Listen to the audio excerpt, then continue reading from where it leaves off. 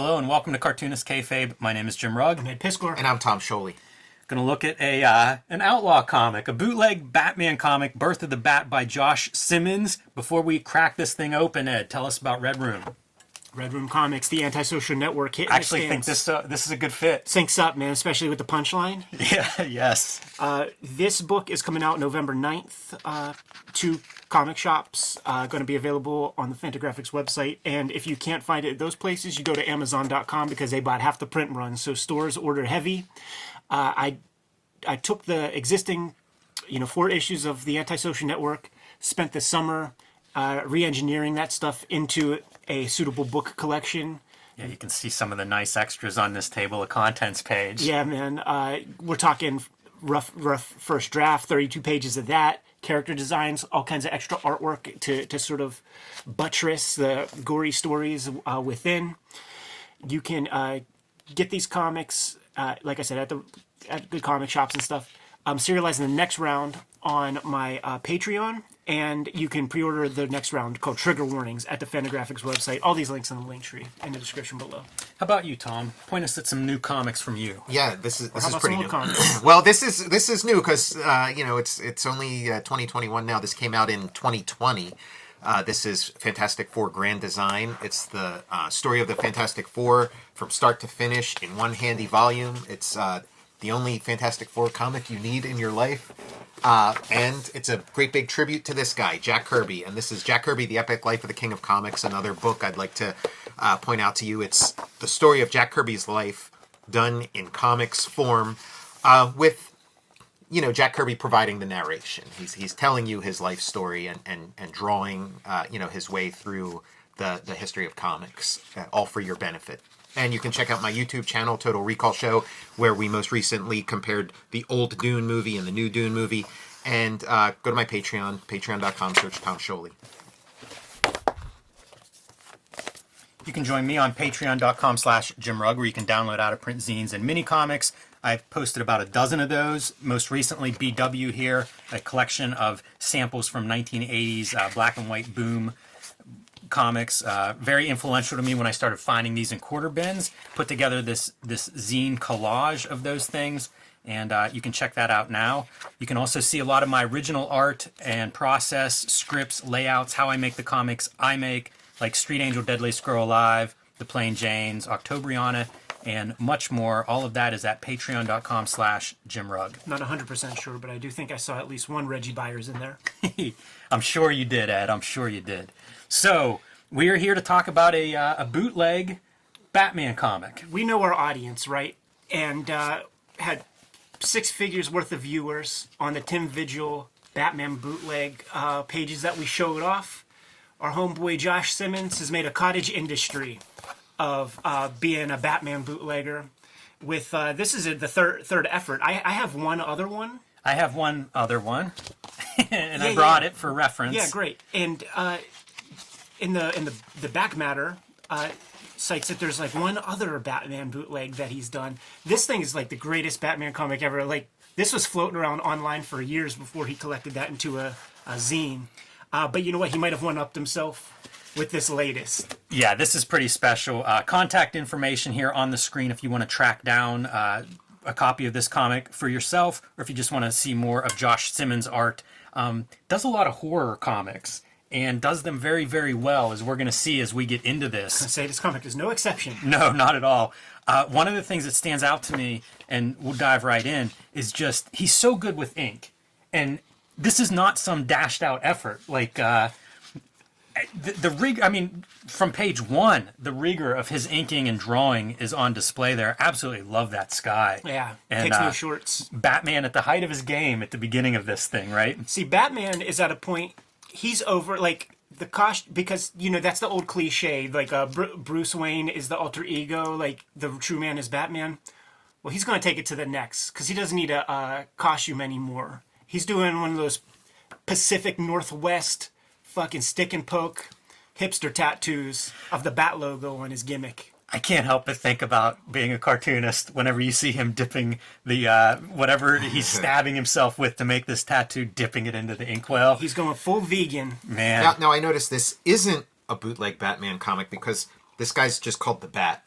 Right. And his villain isn't the Penguin, he's the Puffin, and it's not Alfred, it's Albert. So this is actually within fair use, I'd imagine. I think you're right about that, and it's part of why this is such a nice addition. Like as you see, as we flip through it, it's beautiful. And I just want to note, because this is kind of a post-apocalyptic world, this great moment of Batman at the height of his powers, that's memory. Yeah. That's him remembering back to when things were a little bit different. Oh, Jim, the post-apocalyptic world I thought you were referring to as our post-apocalyptic world. It's pretty close. The lines are being blurred. It's what makes it a great horror story. But yelling at Albert being too judgmental on this Batman and his actions. Don't judge me. It's amazing. Just the gore and the ink grotesquerie of it. coming from his stick and poker. Big nipples sticking out. Another sign that this isn't canon. Pepperonis, man. Yeah, absolutely. And I like that this is like supposed to be a bougie bathroom, a mansion bathroom. Yeah, the claw foot tub. This might be the guest's guest bathroom, though. That's true. This might not be the main one. See, this is pretty sick, man. Drawn illumination coming in through windows. That takes some thought and consideration. Well, this sort of like bootleg superhero comic has become sort of a subgenre. And Ed, you mentioned like, maybe the best, but that's how a lot of these things play out. A lot of them are like the best version of these characters. Like, it's almost like celebrity roasts, right? Like the quality of this comic, like you don't reach this kind of quality if you don't have some consideration, some reverence for the material or something, Now we're letting you know that Warner Brothers is off the track. This ain't your dad's Batman. Remember they did the Batman where you saw his penis a Yes. couple years ago as a big blow up? Well, how about Maybe this? the inspiration? and you know what? This is such great cartooning too, because it's like he's sitting there fantasizing. Oh, the cat lady's part. So Vicky's vulva. She showed me. She showed me her pussy. Pussy. And he's just like coming all over the room. And so, is that supposed to be what the stalactites are in the Batcave? Because it follows right after. It's just like dripping. I think it's hardened. just perfect Alan Moore transition Yes. from panel to panel, keeping with a visual theme so that you can transition scenes. And throughout this, we're going to see Batman's like making something. He's cutting parts. He ripped down the shower curtain for some reason. He is a detective. And talking about just how good Simmons is at drawing, I think he did a comic called House, and each page the panel border would get like one rapidograph line thicker, so that you couldn't tell reading it. It was this gradual like encroachment that happens over the course of the book, but by the end it's these big heavy borders and stuff. Very thoughtful cartoonist. Oh yeah. Yeah, those stalactites are fantastic. Another great, just like one panel gimmick, man. I mean, one page strip Yeah, there's no laughter in this comic, no matter how hard Batman's trying. where he's bullying his au pair. As he's flossing. Yes. You guys remember flossing?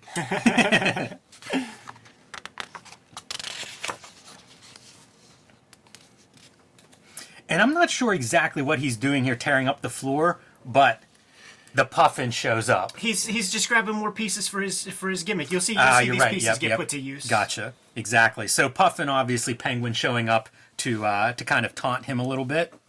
And this is somebody that he's been screaming about throughout this comic, of not letting him in here. No smoking in my house. Get out. Get the hell out of here. Now, the whole, like, his bat symbol being made out of his chest hair, like, and his nipples and stuff, is a reference to Neil Adams' Batman?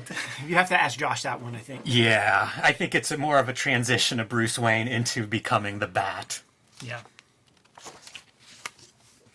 So we get our a little bit of a superhero action scrum. Yeah. We'll call it the schmoz. Yes. You don't get this kind of like really nicely thought out action in your typical superhero comic No, book. It's absolutely a not. cut above what superhero comics supposedly are so great at. You very rarely see. Has all of the Adam West sound effect type joints happening with each of these panels. That's like an important thing. I see stuff like that, and I imagine like Simmons has like a little list of like the Batman tropes, the things that you need to include in there. And you got to have your Biff Boom Pow gimmicks. But he is Josh Simmons, and he can't help himself. So as Batman is accelerating at a rapid pace, keep in mind, this is not a costume, man. Just the underoos. He has a wardrobe malfunction, and a big honking piece of meat comes out of those tidy whities. Pops out. Fantastic. It was Chekhov's gun, as we saw earlier in the story. Look at that thing, man. Like the using the shading to go along with the volume and the form of the cylinder. I love this so much. I know. Just everything about it. Saves it for the 2-page spread, Is this some kind of foreshadowing that Batman is a chud, a cannibalistic human underground dweller? Hey, It he's would got be a back an cave. improvement from what Batman is. So beating the shit out of Puffin until you realize there is no Puffin. Bruce Wayne is losing his mind. Yeah. He's crazy as a bat here. Yeah, not too different than that read-along Batman Origin comic we checked out. I was going to say, like, this feels like right in continuity. Yes. Yeah. This page he could pitch to DC probably and be all right.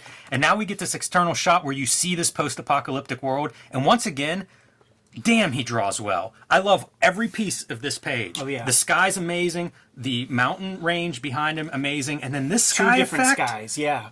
it's just fantastic drawing. Yeah. I really like this sky effect. He's given us cumulus clouds. He's given us cumulonimbus clouds.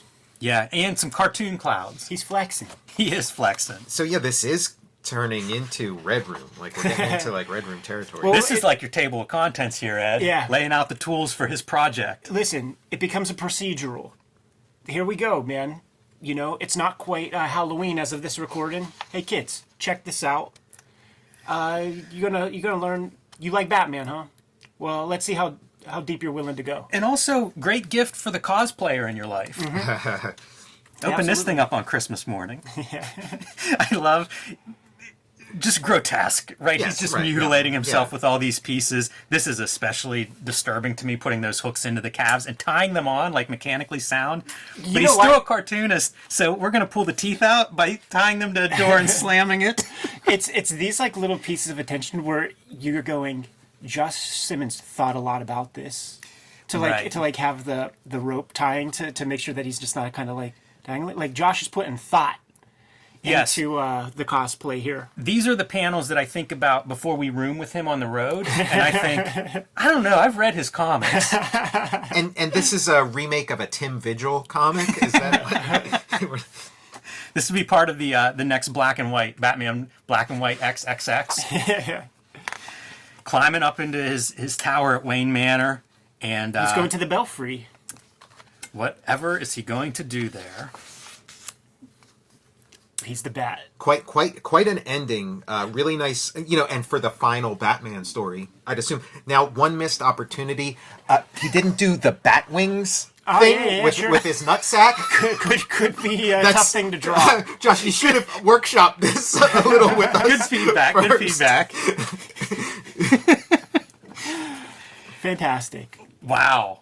This is, I would buy more Batman comics if this is what you were getting. You Yeah. would be able to get me to actually read a Batman comic if, the cartoonist I will love go it that for the it. conceit is like all these writers that are like, hey, he's not really Bruce Wayne. He's really Batman. Here you go. Here you Put go. it on the table. Here you go, suckers. You know what? Like in this sort of post-apocalyptic world that we live in with like just out of control capitalism and stuff, there is room within the Warner Brothers Corporation for a line of books like this, a fully sanctioned, Batman pushed to the limits, Imagine that they did that and little kids got hold of it by Well, no, I accident. mean you'd keep it separate in some way, but there is and I wouldn't doubt that 10, 15 years from that some form of this will exist within sanctioned Warner Brothers property. I'm trying to think of like the Batman movie adaptation of this, like who they're bringing in for the filmmaker on that job. Oh, yeah, Werner Herzog is coming in, man, to do some gimmicks. Yes, and here are Bat chapters that Josh Simmons has produced in different forms, and one of them that I have not seen, but you can read them.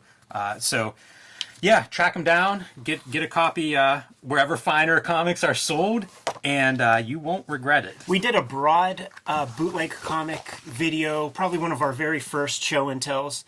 But some of those comics deserve their own individual treatment. I'm thinking about that Jeffrey Brown Wolverine comic. That might be the best Wolverine comic made in the past 20 years. Definitely worth putting under the camera here. A lot of good stuff, a lot of good fodder out there. And it's the independent cartoonists who actually, give a real damn and have the facility to actually make comics and not inside the strictures of a Keebler Elf assembly line. So these are the guys to do the job. We'll look at more of this stuff in the future. Till then, Kayfabers, like, follow, subscribe to the YouTube channel, hit the bell. We'll notify you when new vids are available. What's out there, Jimmy? Join me on patreon.com/JimRugg, where you can download my out-of-print zines and mini comics. You can see original art, see how I make the comics I make, a lot of process stuff. Basically what we do here on Cartoonist Kayfabe, but aimed at my own comics making. So see how I make Street Angel, Plain Jane's, Octobriana, and more at patreon.com/JimRugg. Check out Jack Kirby, The Epic Life of the King of Comics. Check out my officially sanctioned bootleg Fantastic Four comic, Fantastic Four Grand Design. And check out my YouTube channel, Total Recall Show. Red Room, the Antisocial Network, hitting the stores November 9th. Go to your local comic shop, scoop it up, order it from the Fantagraphics website.